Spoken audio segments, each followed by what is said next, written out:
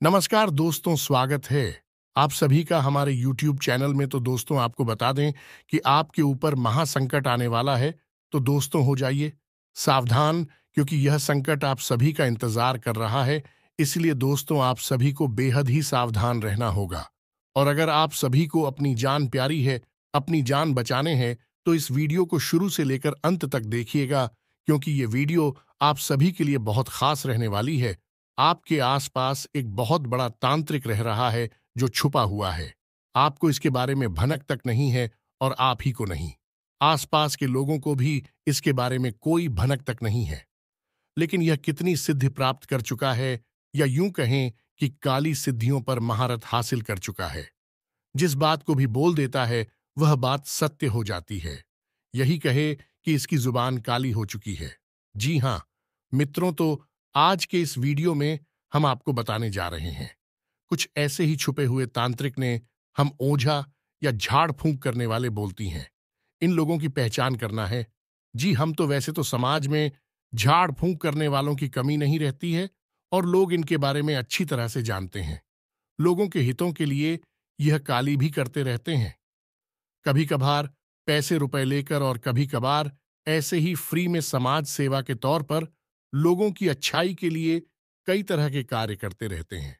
लेकिन सोचने वाली बात यह है कि जब किस के ऊपर कोई बुरी तांत्रिक क्रिया की गई है, और उसकी काट के लिए जब वह किसी दूसरे तांत्रिक किया ओझा सर झाड़ फूंक करने वाले के पास गया है, तो जो अघोरी तांत्रिक क्रिया की गई है वह भी तो किसी हो जाया, किसी ओझाई या झाड़ फूंक दिए और जाने वाली नहीं, तो की होगी तो वह जो बुरा इंसान है, जो पैसे लेकर दूसरों की जिंदगी खराब करने के लिए तैयार रहता है। इस तरीके के बुरे तांत्रिकों की पहचान करना आपको बहुत आवश्यक है। और आश्चर्य की बात, हम आपको पता है कि ऐसे तांत्रिक हमेशा चुप ही रहते हैं। ये खुलकर समाज में कभी सामने नहीं आते हैं, और छुपकर लोगों की नजरों से बचकर तांत्रिक क्रियाओं को अंजाम देते हैं, और कई लोगों की जिंदगी बर्बाद करती है। जी, हमें तो इन तांत्रिकों में इतनी शक्ति होती है कि किसी हंसते खेलते परिवार को बर्बाद कर सकते हैं। मृत्यु का एक ऐसा सिलसिला तक शुरू कर सकते हैं कि परिवार में सभी समझदार बड़े बुजुर्ग लोगों की एक तरफ से एक एक करके मृत्यु होती चली आती है, और परिवार में कोई नाम लेने वाला भी नहीं बचता है। जी हां मित्रों, यह बहुत ही भयानक स्थिति होती है। मैंने अपने जीवन काल में साक्षात ऐसी तांत्रिक क्रियाओं को उड़ते देखा है, और इनके दुष्परिणामों को भी देखा है। हंसते खेलते परिवार बर्बाद हो जाते हैं। सुमित, कहने का मतलब यह है कि यदि आप समझ जाएं कि आपके आसपास कहीं कोई ऐसा छुपा हुआ गुप्त तांत्रिक रहता है, तो आप हो बहुत बड़ी मदद मिलेगी उस तांत्रिक से बचने में। फिर हम आपको बताएंगे कि कुछ तांत्रिक से आपको कैसे बचना है, क्योंकि इस प्रकार की लोगों से आपकी ना तो दोस्ती अच्छी है, और ना ही दुश्मनी अच्छी है। इस तरीके के तांत्रिकों से आपको बचना बेहद आवश्यक है, क्योंकि अगर इन्होंने मजाक में भी आपसे कोई ऐसी बात बोल दी जो ठीक नहीं है, वह भी सत्य होने के पूरे पूरे चांसेस रहते हैं। जी हां मित्र, होता है। अधिकतर तांत्रिक विद्या में माहिर हैं। वे लोग माता काली को ही पसंद कर लेते हैं, और माता काली की शक्ति किसी अच्छे बुरे का भेद नहीं जानती है। वह तो शक्ति का शुद्ध स्वरूप है। तो चाहे आप उसे किसी को मारने के लिए उपयोग करें, चाहे किसी को जीवन देने के लिए उपयोग करें, कोई फर्क नहीं पड़ता है। तो माता काली की शक्ति जब प्रसन्न होती है, तो इंसान की जुबान में इतनी शक्ति आ जाती है, या यूं कहें कि बाड़ी में इतनी शक्ति आ जाती है कि वह जिस भी बात को बोलता है वह सत्य हो जाती है। यह बहुत ही खूब और भयानक स्थिति है। मित्रों, तो आपको यह जानना बहुत आवश्यक है कि कहीं आपके आसपास भी तो कोई ऐसा व्यक्ति नहीं रह रहा, और अगर रह रहा है तो अब आपको सतर्क हो जाना चाहिए। अब आपने जरा भी लापरवाही की तो हो सकता है कि वह नाराज होकर आपके बारे में कुछ ऐसा कह सुनते। ये आपके खिलाफ कोई ऐसी एक प्रक्रिया कर दें कि आपके जीवन में धीरे धीरे धीरे धीरे पीना शुरू हो जाए। दोस्तों, चाहे आप माने या ना माने, लेकिन सखियां तो हमारे आसपास कार्य करती ही रहती हैं। चाहे हमने देख पाए या ना देख पाए, कभी आपने मोबाइल से निकलने वाली सिग्नलों को क्या देखा है? कभी नहीं देखा, लेकिन फिर भी फोन सक्रिय रहता है। आस पास की ओर जाऊं तो तुरंत खींच करके और हमें मैसेज और फोन कॉल से दिखा देता है। तो ऐसे ही कई अदृश्य शक्तियां हमारे आसपास हर वक्त कार्य करती रहती हैं, और अगर हम उन्हें नकार देते हैं, तब भी हम उनके द्वारा होने वाले परिणाम हो जा दुष्परिणामों से बच नहीं सकते हैं। तो जानबूझकर नकार देने से इन शक्तियों का प्रभाव कम नहीं हो जाता है। तो बेहतर रहेगा कि हम सतर्क हो जाएं और थोड़ी थोड़ी जानकारियां लेना शुरू कर दें, जिससे हम इनके दुष्परिणामों से तो बच सकते हैं। इसी क्रम में मित्र को जानते हैं कि छुपे हुए तांत्रिकों की पहचान क्या है। तो मित्रों, हम आपको बता दें कि ऐसे लोग जो गुप्त रूप से तांत्रिक क्रियाएं करते रहते हैं, अक्सर रात्रि के समय सक्रिय रहते हैं। आप इन्हें दिन के समय किसी भी पूजा पाठ में कहीं भी लिप्त नहीं देखेंगे।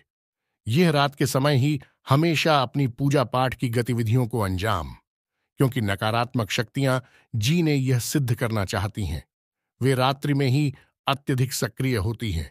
दूसरा पहचान यह रहेगी कि ऐसे व्यक्तियों की आंखें हमेशा लाल रहती हैं, या फिर इनकी आंखों में लाल धागे हमेशा दिखाई देते हैं। आपको इनकी आंखें देखने में एक अजीब सा भाई जैसा लगेगा। तीसरी पहचान ये रहेगी, मित्रों, ऐसे लोग हमेशा नशा करते हैं, लेकिन इनकी नसीब गांधी या फिर चिलम या फिर भी जैसे नसीब होते हैं। यानी इनका नशा कुछ अजीब सा होता है, लेकिन कितना ही नशा यह कर ले, फिर भी यह कभी व्यक्ति नहीं है। ज्यादा बोलते ऐसे लोगों की यही पहचान होती है। इनके शरीर में इतनी भयानक शक्ति होती है, प्रचंड शक्ति का प्रवाह हो रहा होता है कि इन्हें नशा करना ही पड़ता है। अगर यह नशा ना करें तो फिर इनकी दिमागी स्थिति स्थिर नहीं रह सकती। यह हम यूं कहें कि इनके शरीर में रह रही ऊर्जा अपना भोग नशे के माध्यम से लेना शुरू कर देती है। तो यह नशा अत्यधिक करती है। नियर भांग का नशा बहुत करते हैं, फिल्म लगाते हैं, गांजा वगैरह ज्यादा पीते हैं। मित्रों, अगली पहचान यह रही कि ऐसे लोग अक्सर का लाया लाल टीका अपनी मां की पर लगाती है। लंबा टीका लगाएंगे, और यदि लाल टीका लगाया है तो काला टीका उसके नीचे अवश्य लगाएंगे। काला टीका इनकी स्थिति का प्रतीक होता है, काली शक्तियों का प्रतीक होता है। आपने देखा होगा कि टीके के प्रकार ये बताते हैं कि इंसान किसकी भक्ति कर रहा है, किसकी पूजा पाठ कर रहा है। जैसे हनुमान जी की पूजा करने वाले गोल केसरिया रंग की बिंदी लगाती हैं, अपने माथे पर टीका नहीं लगाते, लंबा टीका नहीं लगाते हैं। और भगवान विष्णु की पूजा आराधना करने वाले लोग माथे पर चंदन लगाते हैं और लंबा टीका लगाते हैं। और भगवान भोलेनाथ की भक्ति करने वाले लोग माथे के समानांतर तिलक लगाते हैं। तो टीके के प्रकार बताते हैं कि इंसान किसकी पूजा आराधना करता है। तो मित्र, इसी प्रकार तांत्रिक क्रिया में लिप्त लोग होते हैं। कोई भी टीका लगाते हैं तो या तो काला टीका लगाएगा या फिर लाल टीका लगाएगा, और लाल टीका लगाने के बाद नीचे छोटा सा काला टीका अवश्य लगाएगा। यूज के टीके की पहचान है, इस तरह भी आप उसे पहचान सकते हैं। अगली परेशानी रहेगी कि ऐसे व्यक्ति के घर के आसपास आपको कभी न कभी फूल बड़े अवश्य दिखाई देंगे। नारियल पड़ा अवश्य दिखाई देगा, नींबू पड़ा दिखाई देगा, या फिर आटे से बनी हुई पुतले आपको अवश्य पड़े दिखाई देंगे। कभी ना कभी वैसे यही नहीं छुपाने की बहुत कोशिश करते हैं, लेकिन कुछ क्रियाएं ऐसी होती हैं जिनमें इन्हें इन चीजों को सार्वजनिक तौर पर रखना ही पड़ता है। ऐसी स्थिति में आप आसानी से यह समझ जाएंगे। दोस्तों, एक आखिरी पहचान यही रहेगी कि ऐसे लोग हमेशा चक्र की पूजा करते हैं। तो आप देखेंगे कि इनके घर में जब ये पूजा पाठ कर रहे होंगे और सुबह तक इनके घर में हवन कुंड के आसपास कहीं चक्र अवश्य बना होगा। ऐसे लोग चक्रों की पूजा करते हैं, किसी मुंह या फिर किसी फोटो वगैरह की पूजा नहीं करते हैं। ऐसे लोग चक्रों के माध्यम से कई सिद्धियां प्राप्त करना चाहते हैं, और ऐसे लोग किसी देवी या देवता को छेद नहीं करना चाहते। ऐसे लोग तमाम अन्य सिद्धियां प्राप्त करना चाहते हैं, जैसे कि एक छोटी सी अप्सरा, वीर साधना, गंधर्व किन्नर, नायक डाकिनी शाकिनी, कई प्रकार की सिद्धियां होती है। छोटी मोटी सिद्धियां होती है, लेकिन इनकी एक विकराल और नकारात्मक शक्तियां होती हैं, जिन्हें प्राप्त करना चाहती हैं तो चक्रों के माध्यम से इन सिद्धियों को प्राप्त किया जाता है। इनकी कोई फोटो या मूर्ति नहीं होती है, तो आप देखेंगे कि इनकी पूजा पाठ जाएं, उन्होंने की होगी, वहां पर चक्र अवश्य बने होंगे, और ऐसा व्यक्ति अपनी गली में भी ना तो कोई रुद्राक्ष धारण करेगा और ना ही कोई अन्य माला धारण करेगा। अगर वह धारण करेगा, अभी तो कोई ना कोई चक्कर ही धारण करेगा। इस चक्र को हम यंत्र भी कहते हैं। जी हां मित्रों, यही यंत्र या चक्र एक ही होता है। दोस्तों, अब बात करेंगे कि यदि आपको आपके आसपास कोई इस प्रकार का तांत्रिक रह रहा है जो छुपकर तांत्रिक क्रियाएं करता रहता है, तो आपको क्या करना है। तुम्हें तो जितना हो सके आप उससे कम बात करें। ना तो उसकी नजदीक जाए, ना उसके नजदीक बैठे, ना उसे किसी प्रकार की बात करें। अपनी निजी बातों को भी उसे बिल्कुल ना बताएं। जितना हो सके उससे दूरी बनाकर रखें। ऐसे लोग बेहद खतरनाक होते हैं। इन लोगों की ना तो दोस्ती अच्छी होती है और ना ही दुश्मनी अच्छी होती है। कभी कभी ऐसा होता है कि हमारे जीवन में कुछ परेशानियां चल रही हैं और हमें ऐसा लगता है कि किसी ने हमारे ऊपर किसी प्रकार की क्रिया करवा दी है, तांत्रिक क्रिया करवा दी है, और हम उनसे मुक्ति प्राप्त करने के लिए किसी अन्य तांत्रिक के पास चले जाते हैं। इसी ओझा या झाड़ फूंक करने वाले के पास चले जाते हैं। ये हमारी बहुत बड़ी भूल होती है, क्योंकि कभी भी किसी भी क्रिया को काट नहीं सकते हैं। झाड़ फूंक से किसी भी गया को समाप्त नहीं किया जा सकता है। किसी भी बुरी क्रिया की काट दूसरी बुरी क्रिया से नहीं हो सकती। जी, हमें कैसे याद रखें? तो इसके लिए आपको सकारात्मक ऊर्जा का प्रयोग करना होगा। जितना हो सके उतना भक्ति में रहें। ईश्वर के हनुमान चालीसा का पाठ करें और मां काली की शरण में चले जाएं। जितनी भी तांत्रिक और पूरी क्रियाएं हैं, माता कली का नाम लेने मात्र से ही समाप्त हो जाती हैं, उनकी काट हो जाती है। जी हम मित्रों, यह बहुत ही शर्तियां उपाय है जिसे कर लेने मात्र से आदमी के ऊपर की जितनी भी तांत्रिक क्रियाएं हैं सब कट जाती है। जो आपको करना यह है कि एक नारियल माता काली के नाम से अपने पूजा घर में स्थापित कर लेना है। यदि आपको ऐसा लगता है कि आपकी पर तांत्रिक क्रिया है, तब और कुछ नारियल को एक कुड़ी लाल कपड़े से लपेटकर और उसके आसपास कलावा बांधने 7 बार उसका लावी को लपेटकर उसे बांधे और उसके बाद माता काली को याद करते हुए अपने पूजा घर में स्थापित करें और 21 दिनों तक उसकी पूजा पाठ करें।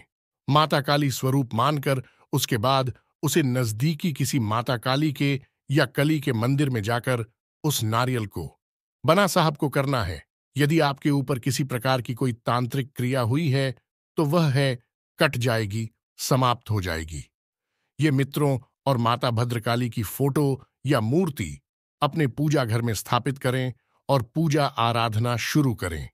आपके ऊपर भविष्य में भी किसी भी प्रकार की कोई तांत्रिक लिए नहीं हो पाएगी।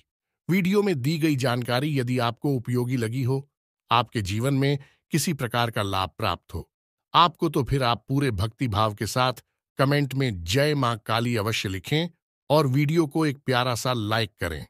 मिलते हैं अगले ज्ञानवर्धक वीडियो में, तब तक के लिए धन्यवाद।